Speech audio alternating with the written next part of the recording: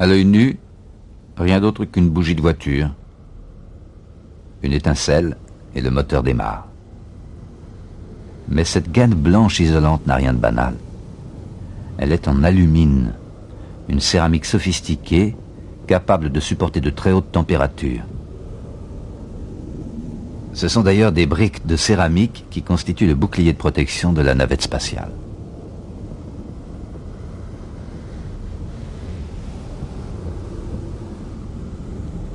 Invisible quelques instants plus tôt, on découvre une minuscule ébréchure. La cassure a dévasté la surface lisse de la bougie, laissant un relief chaotique aux arêtes aiguës.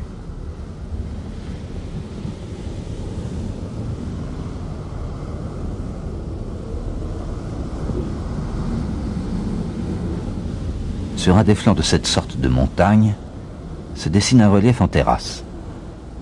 Il est constitué de marches d'escalier qui sont le résultat de cassures dans la structure atomique de l'alumine. Une multitude de petites cassures, perpendiculaires les unes aux autres, qui vont donner à la surface de la céramique cet aspect si anguleux.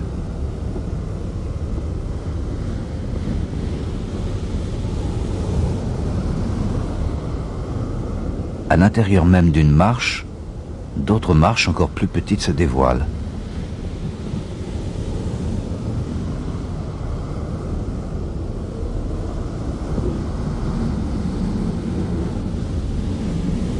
Derrière encore se cache une microstructure plus fine, faite de petits grains d'alumine. La diagonale qui traverse l'écran est un joint de grains. Comme son nom l'indique, elle soude entre eux deux grains d'alumine. Moins il y aura d'impuretés dans les joints de grains et plus la céramique sera solide.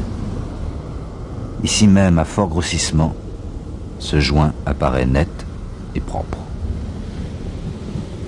De plus près, la surface des grains présente un aspect boursouflé et craquelé. Ce sont les électrons projetés par le microscope qui ont presque fait des trous dans la matière. Coup de chance. Les deux grains sont orientés différemment.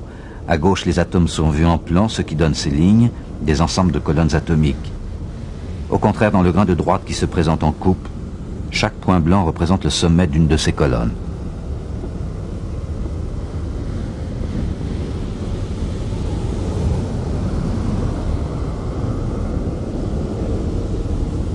L'alumine porte un autre nom, l'oxyde d'aluminium. C'est donc dans un maillage régulier d'atomes d'oxygène et d'aluminium que notre microscope atteint ses limites.